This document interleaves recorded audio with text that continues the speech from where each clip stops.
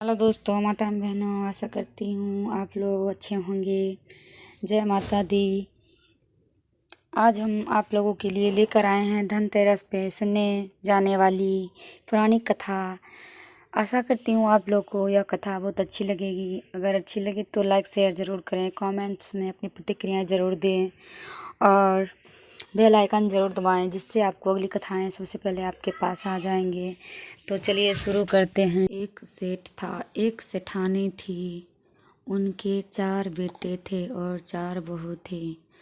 सेठ जी लक्ष्मी पूजा करती थी और वो उनके अत्यंत प्रिय भक्त थे। एक दिन किसी बात पे लक्ष्मी माता उनसे रूठ गई और वो कहने लगी, सेठ जी, मैं तुम्हारे पास से जा रही हूँ और नुकसान तुम्हारे पास आ रहा है। फिर सेठ जी बड़े समझदार थे और उन्होंने कहा, माता, नुकसान को आने दीजिए, लेकिन आप उनसे कहिएगा हमारे परिवार पे दया दृष्टि बनाए रखे और हमेशा मेरे परिवार में प्रेम बना रहे।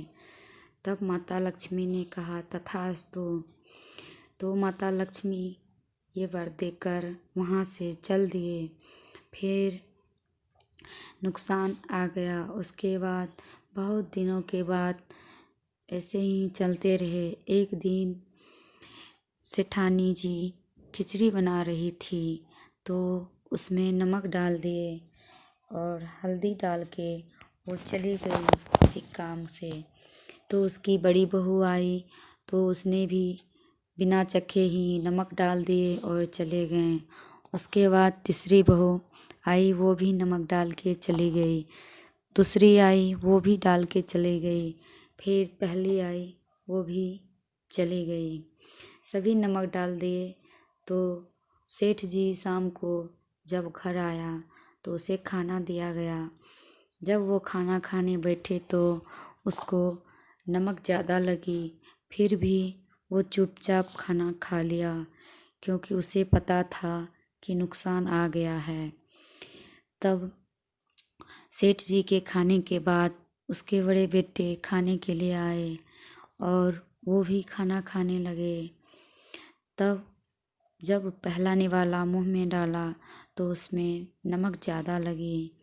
तो फिर उसने अपनी धर्मपत्नी से पूछा, इसमें पापा जी खाना खा लिए हैं? तो उन्होंने कहा, हाँ, खा लिए हैं। तो उसके बड़े बेटे ने पूछा, उसने कुछ कहा? तो बड़ी बहू ने कही, नहीं, कुछ नहीं कहा। तब ये भी चुप रह गए और मन में सोचने लगे, जब पापा ही कुछ नहीं कहे तो मैं क्यों कुछ कहूँ। इसलिए तीसरे बेटे आए, वो भी खाना खा के चले गए। फिर दूसरे आए, वो भी चुपचाप ऐसे ही पूछते पूछते वो भी चले गए। फिर छोटा बेटा आया, वो भी खाना खाया और चले गए। सभी ने कुछ नहीं कहा, क्योंकि पापा कुछ नहीं बोले थे, इसलिए किसी ने भी कुछ नहीं कहा। नुकसान को ये देखकर बड़ा गुस्सा आया कि ये सब तो आपस में लड़ाई करते ही नहीं हैं। फिर वो लक्ष्मी माता के पास गई और उन्होंने कहा, मुझे क्षमा करे, मुझे यहाँ पे नहीं रहना, इस घर में तो लड़ाई होती ही नहीं है। तब वो नुकसान वहाँ से चला गया और लक्ष्मी माता फिर से अपनी कृपा बरसाने लगी।